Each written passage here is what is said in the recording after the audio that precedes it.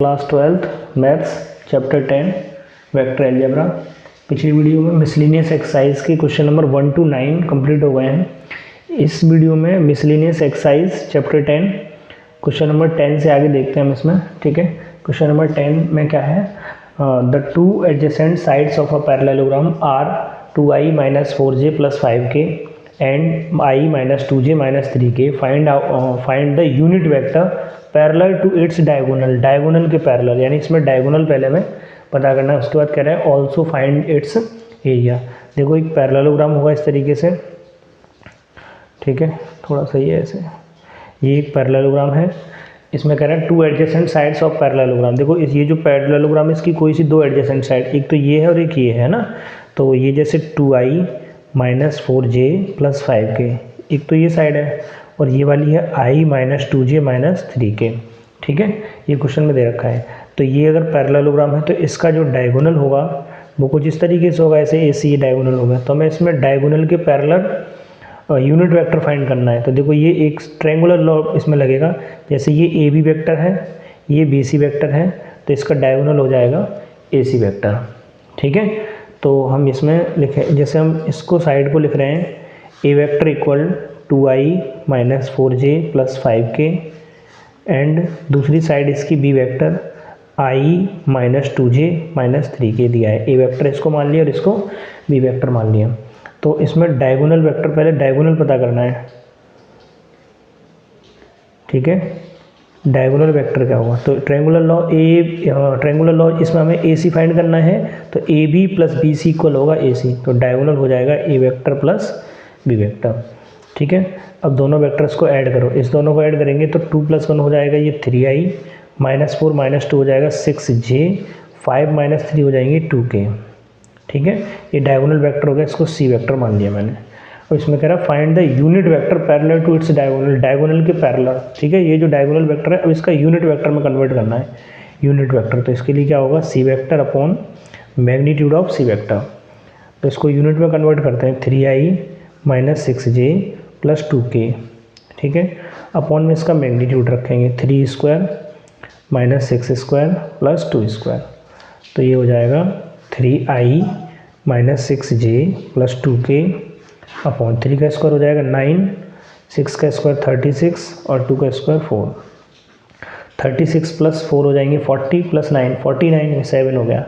तो 1/7 3i - 6j + 2k। इसमें पूछ रहा था डायगोनल के पैरेलल वेक्टर बताना है। ठीक है, डायगोनल के पैरेलल ये जो वेक्टर होगा ये तो इसका डायगोनल वेक्टर हो गया। अब ये जो है ना ये यूनिट वेक्टर हो गया, ये जो वेक्टर है उस डायगोनल के पैरेलल होगा। ठीक है, next also find its area, इसका एरिया ही फाइंड करना है। तो एरिया ऑफ पैरेललोग्राम का क्या फॉर्मूला था, जैसे ये इसकी एडजेसेंट साइड A और B दी हैं, तो एरिया ऑफ पैरेललोग्राम था A vector cross B vector magnitude. ठीक है, तो हम यहाँ पे एरिया के लिए हम A वेक्टर और B वेक्टर का क्रॉस प्रोडक्ट करेंगे। तो क्रॉस के लिए क्या करते हैं, first row i j k A vector का मल्टीप्लाई कर रहे हैं, तो A की वैल्यू हो गई 2 - 4 5, B वेक्टर के कंपोनेंट है 1 - 2 - 3।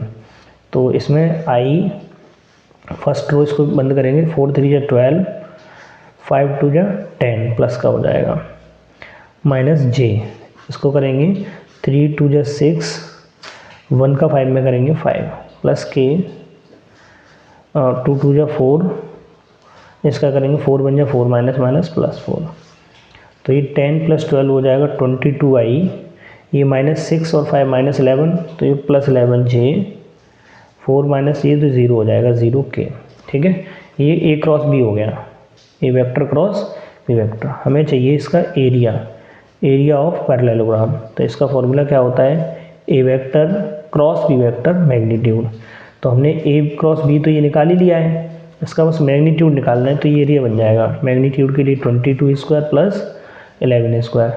ठीक है, तो 22 का स्क्वायर होगा 22 × 22, 2 2 = 4 4 4 484 484 और 11 का स्क्वायर होगा 121। इन दोनों को ऐड कर देंगे तो 4 + 1 5, 8 + 2 10, कैरी 1, 4 + 1 5 और 1 6, √605 स्क्वायर यूनिट। ठीक है, ये इस तरीके से इस क्वेश्चन को करना है। नेक्स्ट क्वेश्चन ये 10th क्वेश्चन था। नेक्स्ट क्वेश्चन है इसका 11th क्वेश्चन।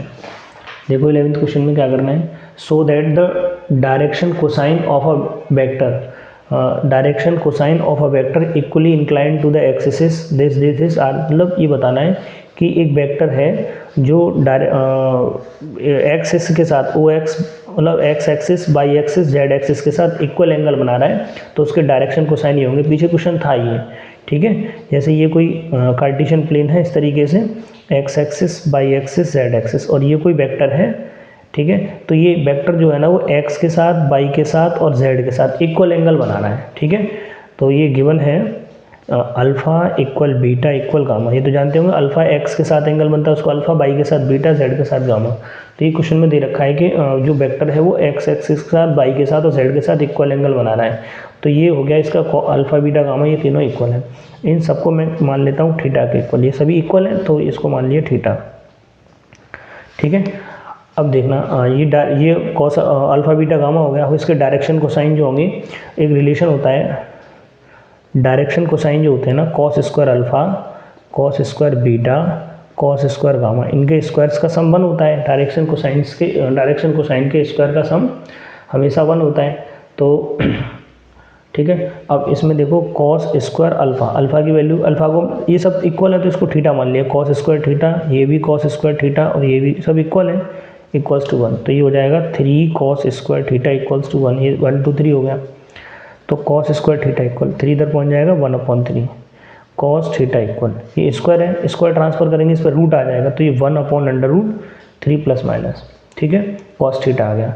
कॉस थीटा का मतलब ये है, और थीटा है ना, तो थीटा तो अल्फ़ा बीटा गामा तीनों इक्वल है, तो हम कह सकते हैं यहाँ से कॉस अल्फ़ा जो होगा ये 1/√3 आएगा, कॉस बीटा होगा ये भी 1/√3 है, कॉस गामा है ये भी प्लस माइनस 1/√3 है। तो इसके जो डायरेक्शन कोसाइन है वो प्लस माइनस 1/√3, 1/√3, 1/√3 प्रूव करना था क्वेश्चन में, ठीक है। एंगल इक्वल बन रहे हैं, ठीक। नेक्स्ट क्वेश्चन नंबर 12, और इस पर मैंने पहले से लिख रखा है मोस्ट इंपॉर्टेंट क्वेश्चन। ये क्वेश्चन मोस्ट इंपॉर्टेंट क्वेश्चन है इस चैप्टर में से, या तो ये 12th क्वेश्चन आएगा, 12th क्वेश्चन नहीं आएगा तो मैंने कुछ इसमें एग्जाम्पल्स हैं वो सब लिख रखे हैं, ठीक है। 2024-25 के एग्जाम में ये वाला क्वेश्चन आना है, ठीक है। देखते हैं क्वेश्चन में क्या है, let A vector equal this, B vector equal this and C vector. देखो ये ए वेक्टर, ये बी वेक्टर और ये सी वेक्टर दिया है। फाइंड अ वेक्टर डी, हमें यहाँ पे एक डी वेक्टर फाइंड करना है, which perpendicular to both A and B. ये जो डी वेक्टर होगा ना, ये ए और बी दोनों पे परपेंडिकुलर होगा, ठीक है, परपेंडिकुलर होगा। And C dot D equal 15, C और डी का डॉट करेंगे तो 15 आएगा। ये परपेंडिकुलर का मतलब समझ में आ गया होगा। जैसे ए वेक्टर डॉट बी वेक्टर अगर 0 आ रहा है तो ये परपेंडिकुलर वेक्टर है, A is perpendicular to B, ठीक है, ये कंडीशन है। तो इसमें कह रहा है डी वेक्टर ए वेक्टर के परपेंडिकुलर है और डी वेक्टर बी वेक्टर के भी परपेंडिकुलर है। तो डी इन दोनों के परपेंडिकुलर है, इसका मतलब है डी का डॉट ए के साथ करेंगे वो भी 0 आएगा, डी का डॉट बी के साथ करेंगे ये भी 0 आएगा, सी का डॉट डी के साथ करेंगे 15 आएगा। ये क्वेश्चन में दिया है, ठीक है। तो हमें यहाँ पे क्या करना है, फाइंड अ डी वेक्टर, एक डी वेक्टर फाइंड करना है। तो डी वेक्टर जो फाइंड करना है उसको लेट कर लो डी वेक्टर को। अब इसमें कुछ नहीं दिया है तो मैंने मान लिया ए I plus B J plus C के कैप, ठीक है। ये मैंने डी वेक्टर मान लिया, जो डी वेक्टर हमें फाइंड करना है वही डी वेक्टर है, A I plus B J plus C K. अब क्वेश्चन के अकॉर्डिंग क्वेश्चन कह रहा है D vector is perpendicular to A vector, है ना, D vector is perpendicular to A vector, that is, इसका मतलब ये है कि डी वेक्टर का और ए वेक्टर का डॉट करेंगे 0 आएगा। एंड ये भी बोला है D vector is perpendicular to B vector, ठीक है। डी वेक्टर ए और बी दोनों के परपेंडिकुलर है, तो डी का डॉट अगर हम बी के साथ करेंगे तब भी 0 मिलेगा, ठीक है। आगे देखना है इसको, आगे देखो इसको, ठीक है। अब डी का डॉट, हाँ पहले देखो डी वेक्टर का डॉट ए वेक्टर के साथ करना है। तो डी वेक्टर हमने ये माना ए I plus B J plus C के, तो इसका ए I plus B J plus C के, इस वेक्टर का डॉट प्रोडक्ट करना है हमें ए के साथ। ए वेक्टर क्या है, आई प्लस 4j प्लस 2k, इसका डॉट प्रोडक्ट 0 के इक्वल होगा।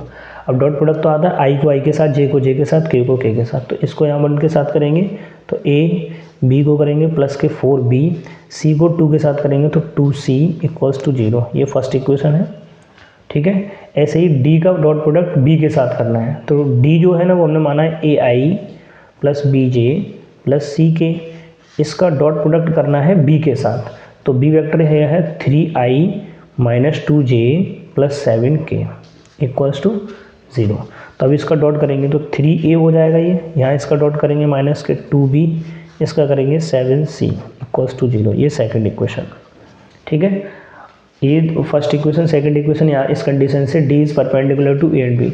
अब क्वेश्चन में दिया है c डॉट डी इक्वल 15 है ना, c vector dot D vector equals to 15, ये क्वेश्चन में दे रखा है गिवन।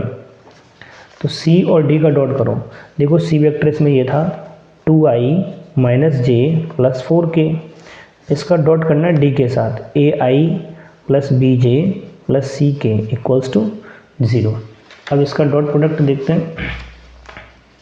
ठीक है, इसका डॉट करेंगे 2 का यहाँ पे करेंगे तो 2a हो जाएगा, j का j के साथ करेंगे माइनस के b हो जाएगा, और इसका यहाँ करेंगे तो प्लस के 4c हो जाएगा इक्वल्स टू 15 क्वेश्चन में दिया है ये इक्वल्स टू 15। तो ये इक्वेशन नंबर थर्ड। ठीक है, अब देखो हमें बस इस क्वेश्चन में ये जो first equation, second equation, third equation, इन तीनों इक्वेशन से सॉल्व करके ए बी सी की वैल्यू मिल जाए कैसे भी, तो ए बी सी की वैल्यू मिल जाएगी तो वही डी वेक्टर बन जाएगा, है ना। डी वेक्टर को हमने लेट किया ए I plus B J plus सी की, तो हमें ए बी सी की वैल्यू हमें फाइंड करनी है। तो इसके लिए हमें, ठीक है, इन तीनों को सॉल्व करना है। अब तीनों को सॉल्व करने का एक मेथड तो था मैट्रिक्स मेथड। मैट्रिक्स मेथड में हम डिटर्मिनेंट बना के सॉल्व करते हैं, या फिर हम इसको एलिमिनेटिंग मेथड से कर लेते हैं, तो थोड़ा सा लेंथी है। एलिमिनेटिंग मेथड में देखते हैं क्या होता है, हम किसी एक वेरिएबल को एलिमिनेट कर देते हैं। तो जैसे मैं फर्स्ट इक्वेशन और सेकंड इक्वेशन से, इस फर्स्ट इक्वेशन से और सेकंड इक्वेशन से ए को एलिमिनेट कर देता हूँ। तो फर्स्ट और सेकंड से ए को एलिमिनेट करने के लिए यहाँ पे 3a आ रहा है ना, इसमें a आ रहा है, तो इस वाली इक्वेशन में 3 से मल्टीप्लाई होगा, 3 का मल्टीप्लाई इसमें करेंगे, यहाँ लिख देना from equation first and second. Eliminating method है, पहले ए को एलिमिनेट करेंगे, उसके बाद किसी एक को एलिमिनेट और कर देंगे, तो वहाँ से एक वेरिएबल वैल्यू मिलेगा। तो 3 का मल्टीप्लाई यहाँ करेंगे, 3a 3 4 जा 12b 3 2 जा 6c इक्वल्स टू 0। यहाँ पे है 3a minus 2b plus 7c equals to 0। Eliminate कर रहे हैं ए को, तो सब्ट्रैक्ट माइनस प्लस माइनस, ये कैंसिल, 12 में से 12 प्लस 2 हो जाएगा 14b, 6 में से 7 माइनस करेंगे तो माइनस के c इक्वल्स टू 0। इसको डाल दो फोर्थ नंबर। ठीक है, फर्स्ट और सेकंड से हमने a को एलिमिनेट कर दिया है। अब चाहे तो हम फर्स्ट और थर्ड से a को एलिमिनेट कर सकते हैं। ठीक है, from equation first and third. देखो फर्स्ट और थर्ड से a को एलिमिनेट करेंगे तो फर्स्ट में क्या है, a आ रहा है और यहाँ पे 2a आ रहा है, तो अब हम इसमें 2 से मल्टीप्लाई करेंगे, है ना। तो 2 से मल्टीप्लाई करेंगे तो आएगा 2a plus 8b plus 4c equals to 0। और इसमें क्या है, 2a minus b plus 4c equals to 15, इसमें दे रखा है। ठीक है, इसमें 2 से मल्टीप्लाई किया, इसमें 2 से मल्टीप्लाई किया। अब इसको भी माइनस कर दो, माइनस ये प्लस और ये माइनस, तो ये कट गया और ये भी कट गया, तो 8 + 1 ये हो जाएगा 9b। अच्छा, माइनस करेंगे तो इधर भी तो माइनस आएगा, माइनस करेंगे तो साइन चेंज हो जाता है, इक्वल में आ रहा है -15, तो b इक्वल -15/9। ठीक है, और ये 3 से डिवाइड हो जाएगा 5/3, तो माइनस के 5/3 b इक्वल आ गया, b इक्वल -5/3। ठीक, अब ये b इक्वल -5/3 आ रहा है ना, इसको अगर मैं फोर्थ इक्वेशन में पुट कर देता हूँ तो c की वैल्यू मिल जाएगी। ठीक है, तो इसको देखना आगे, इसको आगे यहाँ पे put the value of b in equation fourth equation में पुट कर देते हैं। तो फोर्थ इक्वेशन देखो 14b है ना, तो b की वैल्यू माइनस के 5/3 माइनस c इक्वल्स टू 0। तो 14 का 5 में मल्टीप्लाई करेंगे 70 हो जाएगा, माइनस का अपॉन 3 और माइनस c को ट्रांसफर कर देंगे तो प्लस c, ये c की वैल्यू आ गई। अब देखो b और c की वैल्यू आ चुकी है, तो a की वैल्यू के लिए क्या करेंगे, b और c की वैल्यू को फर्स्ट में, सेकंड में, थर्ड में कहीं भी पुट कर देता हूँ। ठीक है, तो मैं फर्स्ट इक्वेशन पुट करता हूँ फ्रॉम इक्वेशन फर्स्ट। तो देखो फर्स्ट इक्वेशन था a + 4b, है ना, a + 4b, तो b की वैल्यू है -5/3 प्लस 2c, सी की वैल्यू है माइनस के 70/3 इक्वल्स टू 0। तो सॉल्व करो, 5 4 जा 20/3, ये मल्टीप्लाई करेंगे 140 हो जाएगा अपॉन 3। ठीक है, अब ये दोनों को सॉल्व करेंगे तो 20 और 140 हो जाएगा 160/3। तो ओवरऑल माइनस का ट्रांसफ़र करेंगे 160/3, ये ए इक्वल हो गया।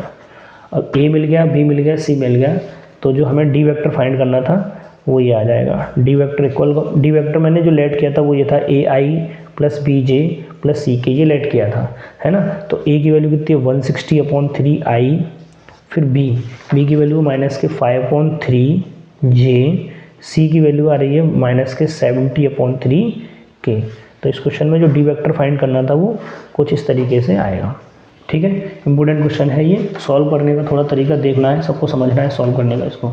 ठीक है, साथ के साथ लिखेंगे तो प्रॉब्लम नहीं होगी। नेक्स्ट क्वेश्चन, ये क्वेश्चन नंबर 12 था और ये इंपॉर्टेंट क्वेश्चन है।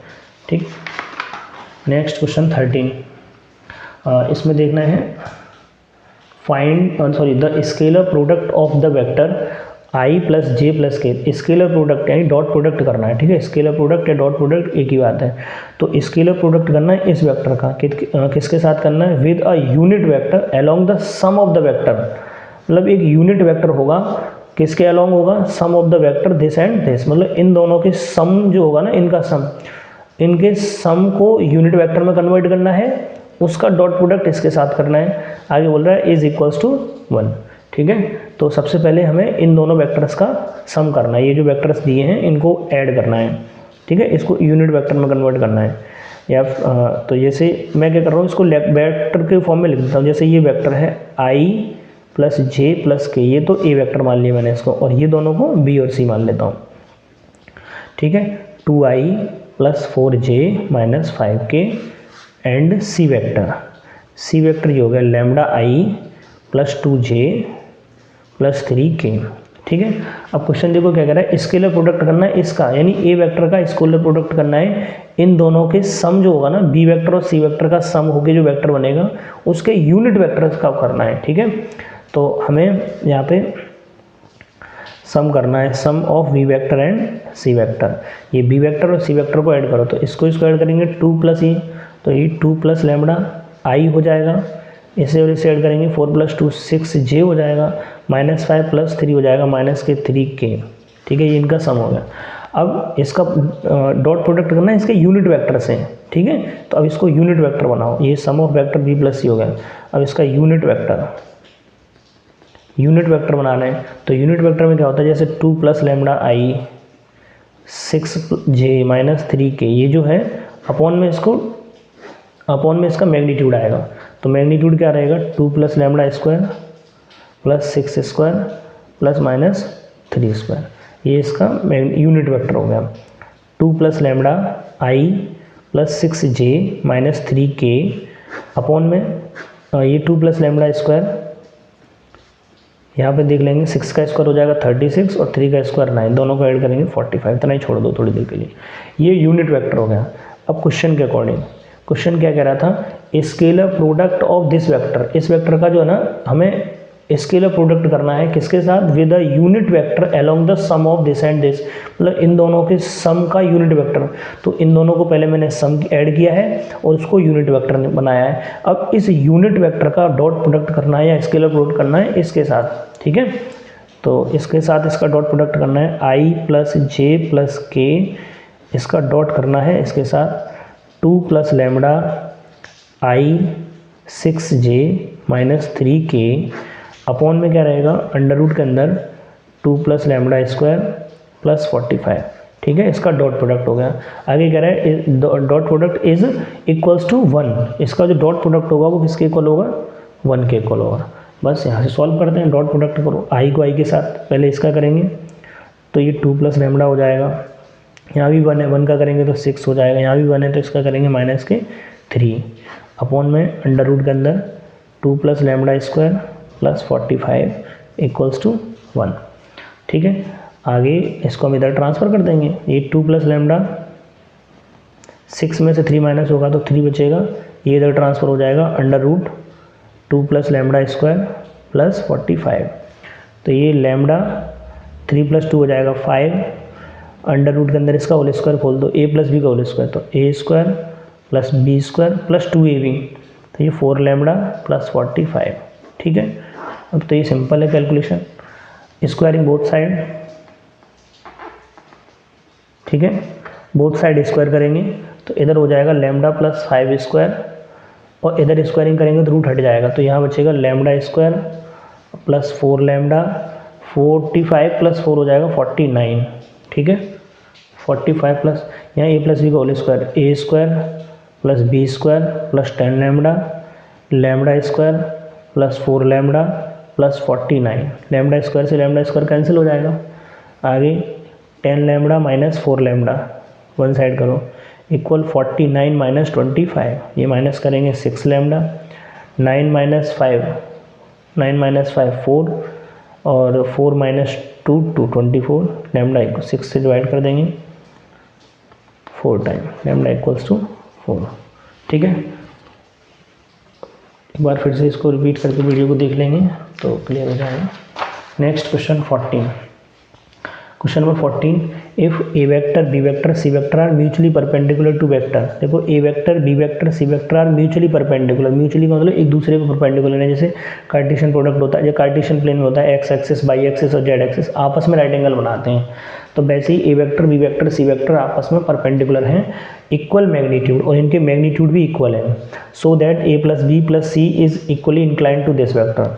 ठीक है, तो क्वेश्चन के अकॉर्डिंग पहले हमें कुछ लिखना, इसमें लिखना होगा A B C mutually perpendicular, इसका मतलब है ए का बी के साथ डॉट करें, या बी का सी के साथ डॉट करें, या सी का ए के साथ डॉट करें, सभी डॉट प्रोडक्ट जीरो रहेंगे, क्योंकि ए डॉट बी जीरो है, इसका मतलब ए और बी परपेंडिकुलर है, बी डॉट सी जीरो यानी बी और सी परपेंडिकुलर है, सी डॉट ए अगर जीरो आ रहा है तो ये भी परपेंडिकुलर, क्वेश्चन में दिया है mutually perpendicular of equal magnitude, ये भी है, यानी ए का मैग्नीट्यूड, बी का मैग्नीट्यूड और सी का मैग्नीट्यूड, सबके मैग्नीट्यूड इक्वल है। अब ये प्रूव करना है, so that A plus B plus C is equally inclined to A vector B vector C vector, मतलब ये जो A plus B plus C है ये बराबर एंगल बनाएगा ए के साथ, बी के साथ और सी के साथ। तो मैं एक एक करके दिखाता हूँ। ठीक है, angle between A vector plus B vector plus C vector and A vector, मतलब मैं पहले A plus B plus C इसका एंगल इसके साथ निकाल रहा हूँ। प्रूव हमें ये करना है कि इसका इसके साथ एंगल और इन सब का एंगल जो होगा ना वो सभी इक्वल एंगल होंगे, तो पहले इन दोनों का एंगल निकाल रहा हूँ। तो एंगल के लिए फॉर्मूला होता है कॉस थीटा।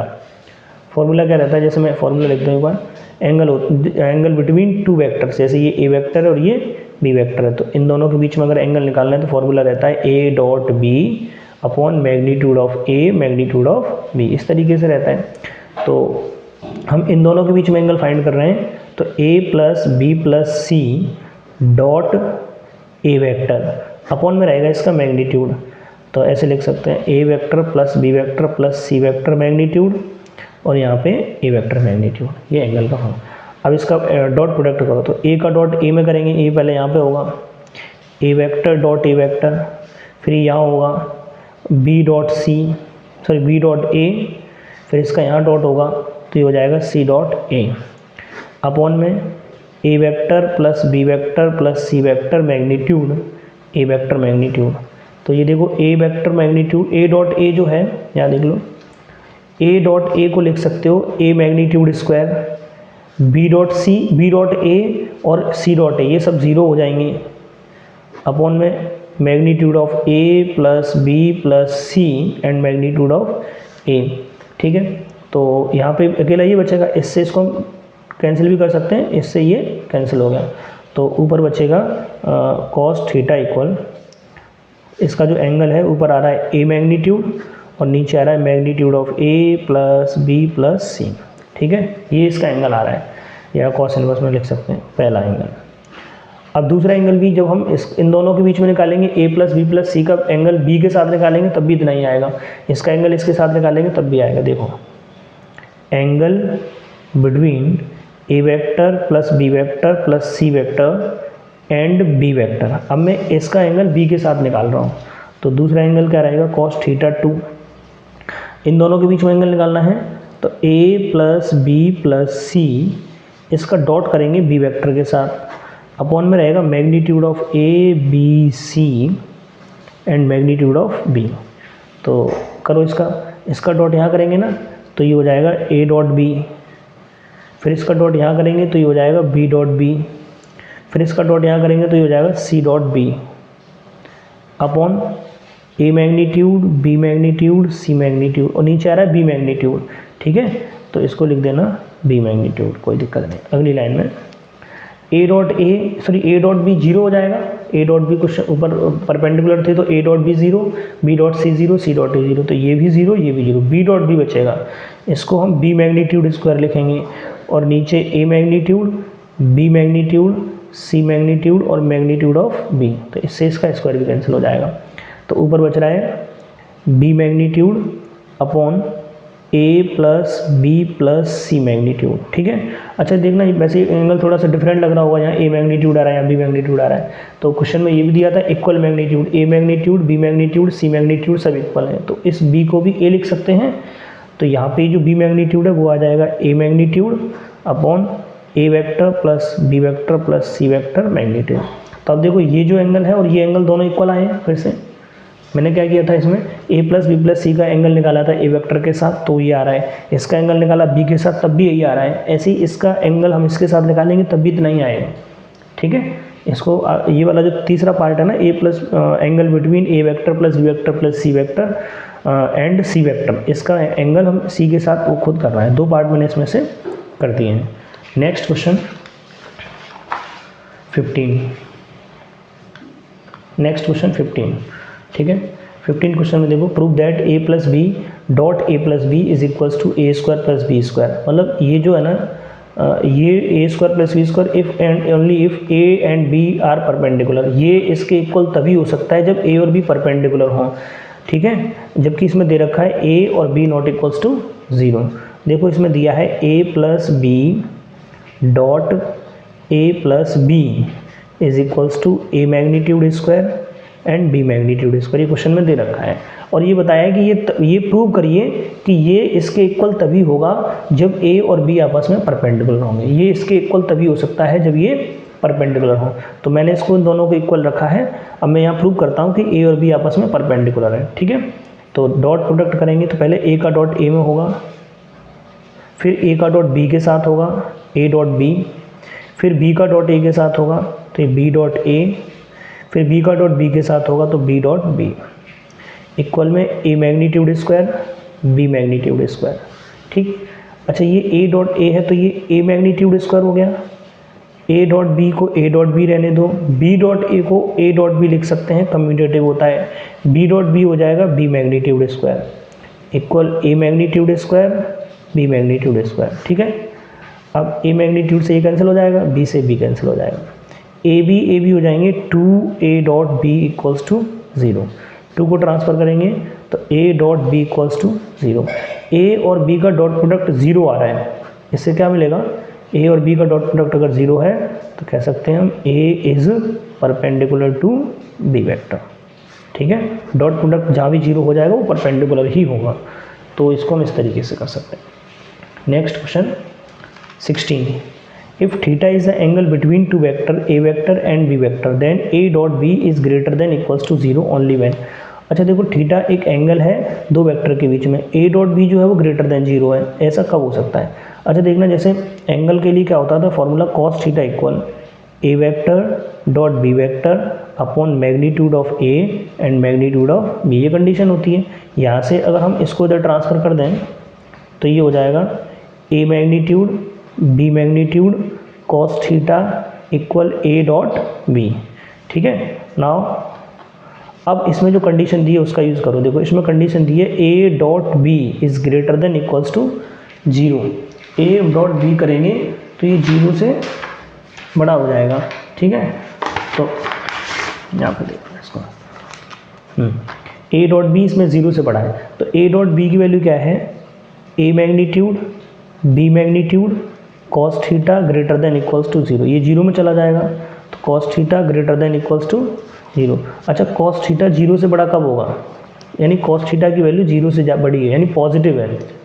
तो यहाँ देखो जैसे ये क्वाड्रेंट होते हैं, फर्स्ट 0 π/2, पाई, 3π/2 ऐसे करके 2π। तो ये फर्स्ट क्वाड्रेंट सेकंड क्वाड्रेंट में। तो यहाँ ये देखना है cos थीटा पॉजिटिव कब होता है। cos थीटा पॉजिटिव होता है फर्स्ट क्वाड्रेंट में और फोर्थ क्वाड्रेंट में। फर्स्ट क्वाड्रेंट कहाँ से कहाँ तक जाता है, 0 से लेके π/2 तक। इसमें क्लोज इंटरवल भी लिया है, तो हम कह सकते हैं थीटा जो होगा ये फर्स्ट क्वाड्रेंट में होगा, यानी 0 से cos यहाँ पॉजिटिव होता है और यहाँ cos पॉजिटिव होता है। तो इसमें फोर्थ क्वाड्रेंट तो दिया नहीं है किसी भी ऑप्शन में, ठीक है। फर्स्ट क्वाड्रेंट दिया यहाँ पे बी, 0 से लेके π/2, 0 से लेके π/2 के बीच में फर्स्ट क्वाड्रेंट रहता है, तो इसमें बी ऑप्शन सही होगा, ठीक है। नेक्स्ट क्वेश्चन 16 के बाद 17, इसकी जरूरत नहीं पड़ेगी। नेक्स्ट क्वेश्चन 17, इसमें कह रहा है let A vector and B vector be two unit vector. देखो ए वेक्टर और बी वेक्टर दोनों यूनिट वेक्टर हैं। यूनिट वेक्टर हैं तो ए का मैग्नीट्यूड 1 होगा, बी का मैग्नीट्यूड 1 होगा। A vector B vector two unit vectors and theta is a right angle between them. A is perpendicular, right angle तो नहीं होगा इसमें। Theta is a angle between them, theta जो है वो इन दोनों के बीच में एक एंगल है। Then A is perpendicular, sorry A plus B is a unit vector. अच्छा ये प्लस है, ठीक है। A vector B vector unit vector है, थीटा एंगल है, A plus B is a unit vector. A plus B एक unit vector कब हो सकता है, ठीक है। अच्छा इसमें A plus B unit vector पूछ रहा है।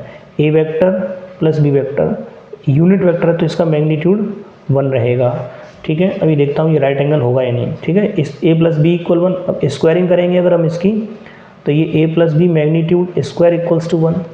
और मैग्नीट्यूड कब आता है, जब ए प्लस बी का मल्टीप्लाई हम ए प्लस बी के साथ करें, dot product A dot A, इस तरीके से ए डॉट ए करेंगे तो 1 रहेगा, ठीक है। ए डॉट ए करेंगे तो ए मैग्नीट्यूड स्क्वायर हो जाता है।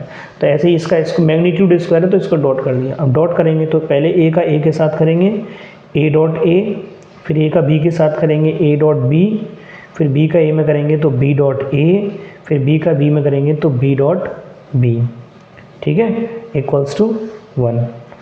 अब देखो ए डॉट ए यानी A magnitude square, A dot B को हम ए डॉट बी रहने देंगे, ये बी डॉट ए है इसको भी ए डॉट बी लिख सकते हैं, और बी ये बी मैग्नीट्यूड स्क्वायर, ठीक है। आगे देखो ए का मैग्नीट्यूड 1 दिया है क्वेश्चन में, बी का मैग्नीट्यूड 1 दिया है, तो यहाँ 1 यूज़ करेंगे, A B plus A B हो जाएगा 2 ए डॉट बी, और ये एक बी का मैग्नीट्यूड है ये भी 1 हो जाएगा इक्वल्स टू 1। तो 1 से 1 कैंसिल हो जाएगा, तो यहाँ बचेगा 1 + 2 A dot B equals to 0। 2 A dot B, ये +1 उधर जाएगा तो -1, यानी A dot B equals to -1/2। ये A dot B equals to -1/2 आ गया। हमें इनके बीच में एंगल पता करना है, cos थीटा इक्वल, एंगल का फॉर्मूला होता है A vector dot B vector upon magnitude of A and magnitude of B. तो ए डॉट बी की वैल्यू -1/2 है, ए और बी का मैग्नीट्यूड 1 है, ए का मैग्नीट्यूड 1 है और बी का मैग्नीट्यूड 1 है, तो यहाँ मैं नीचे 1 × 1 लिखूँगा, तो फाइनली cos थीटा इक्वल -1/2 आ गया। अभी बताओ cos थीटा -1/2 आ रहा है, यहाँ देख लो cos थीटा इक्वल आ रहा है -1/2। तो cos थीटा अगर -1/2 है तो ये -1/2 किसकी वैल्यू होती है, 2π/3 मीन्स 120 की वैल्यू होती है -1/2। तो ये इसका एंगल मिलेगा 2π/3, ठीक है। एंगल इसका 2π/3 हो जाएगा, यानी इसमें डी ऑप्शन करेक्ट हो जाएगा।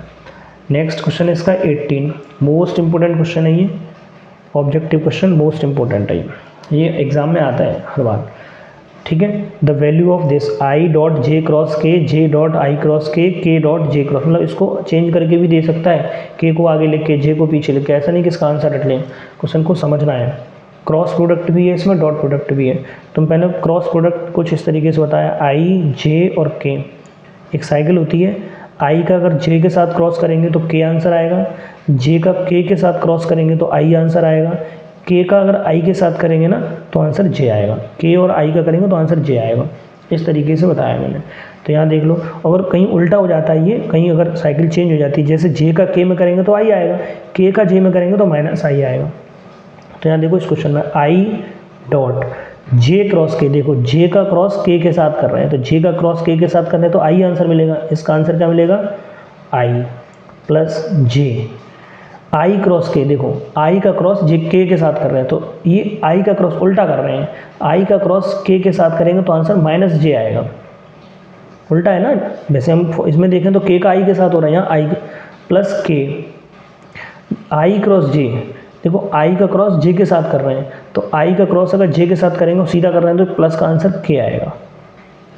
अब ये तो क्रॉस प्रोडक्ट की बात होगी। डॉट प्रोडक्ट में क्या होता है, आई का डॉट आई के साथ 1, जे का डॉट जे के साथ 1, के का डॉट के साथ 1 होता है। और किसी के साथ करते हैं, जैसे आई का डॉट अगर हम जे के साथ कर देंगे तो 0 आएगा, ये डॉट प्रोडक्ट में सीखा है। तो ये आई डॉट आई है तो 1 हो जाएगा, ये जे डॉट जे है तो 1 हो जाएगा, लेकिन ये माइनस है तो माइनस बीच में आ जाएगा। ये के डॉट के ये भी 1 हो जाएगा, बीच में प्लस, प्लस माइनस कैंसिल हो जाएगा, तो आंसर क्या आ जाएगा 1। ऑप्शन सी इसका करेक्ट हो जाएगा। लास्ट क्वेश्चन इस चैप्टर का, मिसलेनियस एक्सरसाइज का लास्ट क्वेश्चन है 19।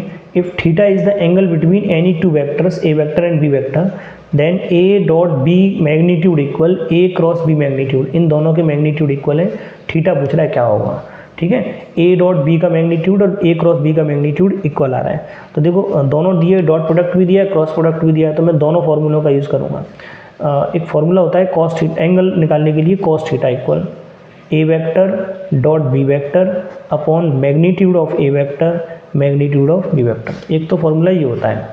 एक फॉर्मूला होता है sine theta equal A vector cross B vector magnitude upon A magnitude B magnitude. ये एक फॉर्मूला कॉस के लिए, एक साइन क्रॉस प्रोडक्ट के लिए था, एक डॉट प्रोडक्ट के लिए था, ठीक है। हमें एंगल निकालना है ए और बी के बीच में, तो मैं इसको डिवाइड कर देता हूँ, ठीक है। डिवाइड 1/2, तो 1 में ऊपर कॉस थीटा और नीचे साइन थीटा।